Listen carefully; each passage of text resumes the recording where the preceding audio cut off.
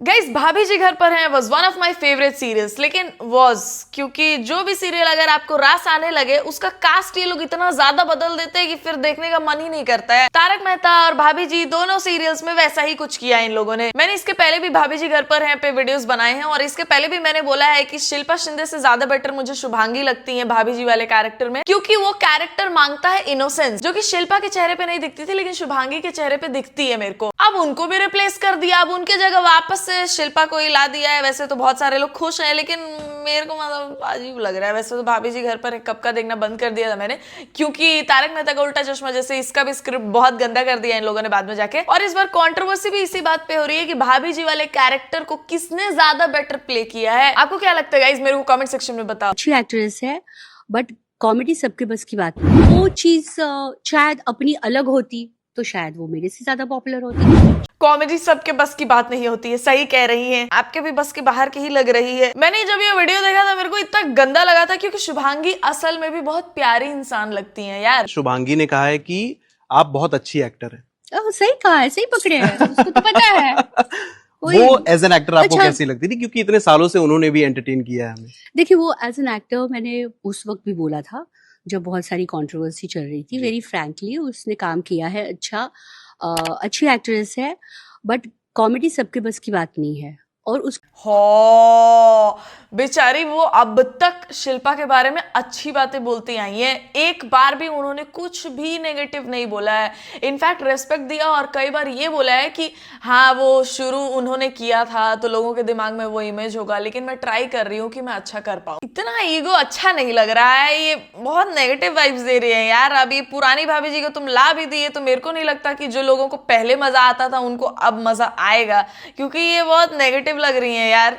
किसी को कॉपी करना वो बहुत मुश्किल है, बहुत प्रेशर होता है।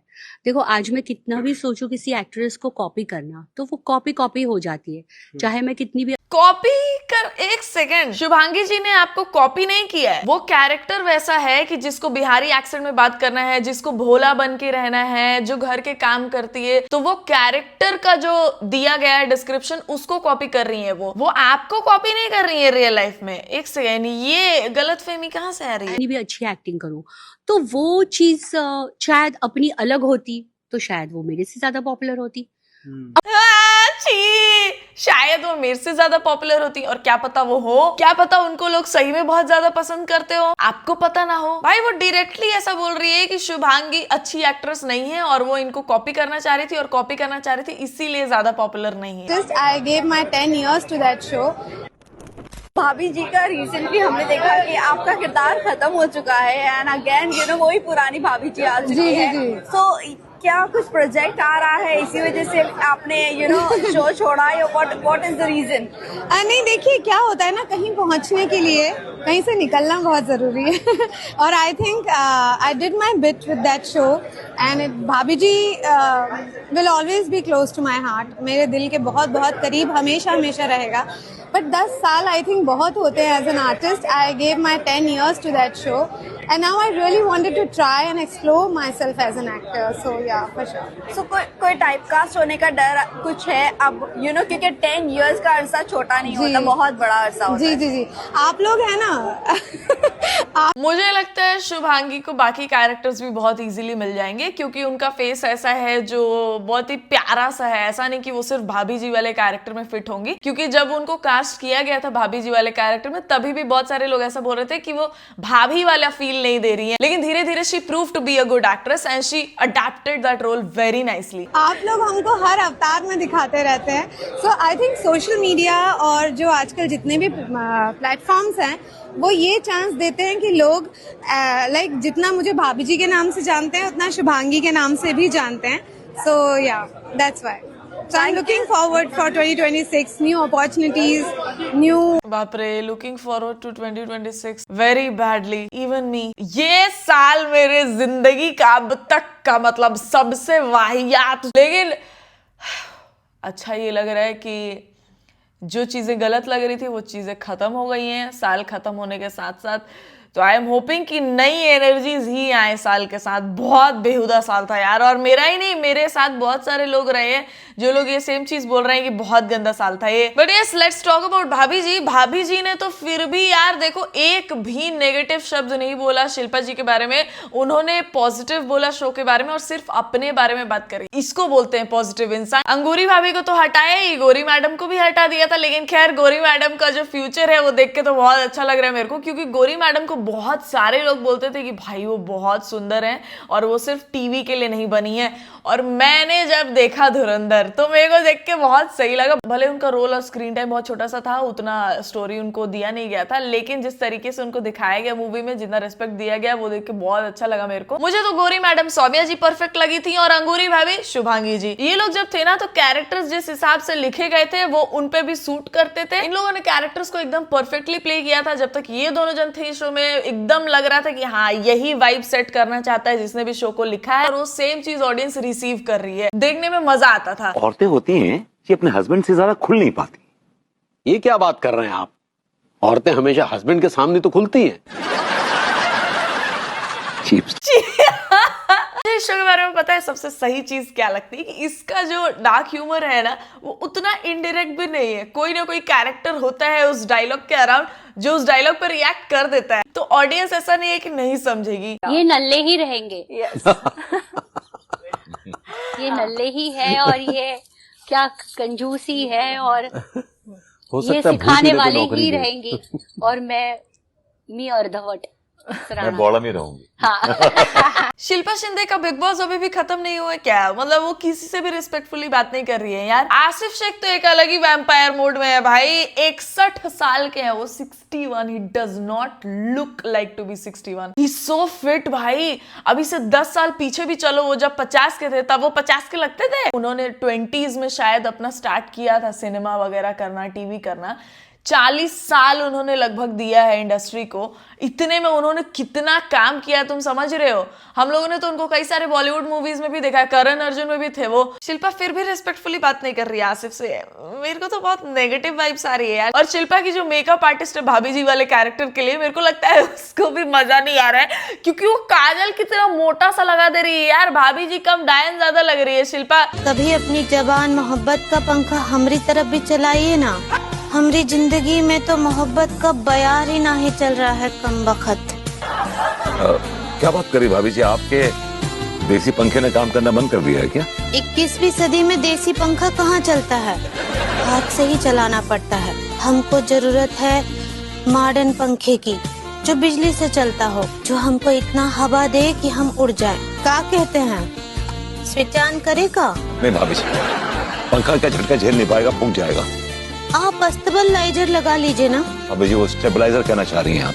ऐसे ही पकड़े हैं। काहे क्यों करंट को कंट्रोल में रखता है। देख रहे हो ये वाली भाभी जी के चेहरे पे ऐसे इनोसेंस है ना कि उनके मुंह से ये सब बातें सुन के लग रहा है भाभी जी से ये सब बुलवा दिया इन लोगों ने। मैं तुमको ये जोक नहीं समझाने जा रही हूँ, जो लोग देखते हैं भाभी जी उनको तो ये सब समझ में आता ही होगा। जब ये सीरियल मैं स्कूल टाइम पे देखा करती थी, जब ये चल रहा होता था तब मेरे को कुछ समझ ही में नहीं आया, उसीलिए उस टाइम पे मैं तारक मेहता देख लिया करती थी, क्योंकि उसमें कभी कभी वो लोग अच्छा ज्ञान व्यान देते थे और कुछ बच्चे वाले जोक्स होते तो समझ में आ जाता था। लेकिन भाभी जी में तो ये ह्यूमर यूज किया जा रहा था, इसीलिए मेरे को तब समझ में ही नहीं आता था। बचपन में मेरे को भाभी जी घर पर है पसंद ही नहीं था। भाभी जी घर पर है मैं तब लगाती थी जब कुछ और नहीं चल रहा होता था। अच्छा तो मैं सोची थी कि अच्छा ठीक है देख लेंगे, क्या पता कुछ समझ में आ ही जाए। अपनी इन बेबाक नजरों से कहें कि कभी हमारे खीरे पे नजर डालें। अरे वाह, खीरे खीरे तो हमें बहुत पसंद है मियाँ। आपको देख के मालूम चल गया था मुझे कि खीरों का खास शौक फरमाती हैं आप।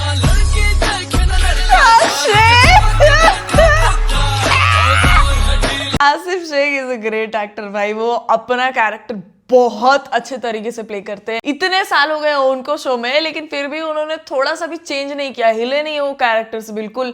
वो पहले जैसा एक्ट करते थे अब तक वैसा ही करते हैं। शुभांगी और आसिफ शेख का जो पेयरिंग था वो देख के भी ऐसा लगता था कि हाँ एक छेड़ रहे हैं और दूसरे को समझ में नहीं आ रहा है। अभी शिल्पा शिंदे के साथ जब आसिफ शेख फ्लर्ट करेंगे तो ऐसा नहीं लगेगा कि उनको समझ में नहीं आ रहा है, ऐसा लगेगा कि वो आसिफ शेख की अम्मा आ गई है। अब इनको तो आसिफ के आधी बात बोलने से पहले ही सब समझ आ जाता होगा। मैं को यहाँ पे एक भोजपुरी छोरी रहे वैसे वो कित गई आइडिया से वो भोजपुरी लड़की हम ही तो से। ओह I'm sorry, मैं भूल गया था कि वो भोजपुरी छोरी अब हरियाणवी छोरी बन गई से। उ का करे से उ तो हमरा मजबूरी से, दिल से तो हम भोजपुरी से, लेकिन बाहर से हरियाणवी से। अरे छोरी जो भी से कमाल की से। का बोले से? अरे छोरी लव यू से। का बोले से? हरियाणवी में धन्यवाद करने को लव यू से बोले। ठीक बात है। इस ड्रेस में बड़ी हॉट लग रही से छोरी। का बोले से? मैं कहूँ छोरी बड़ी ब्यूटीफुल लग रही से। Beautiful. Yeah. Thank you very smooth से। आई डोंट माइंड से। का बोले से? वो जो मैं कहूँ थैंक यू वेरी मच हो गए।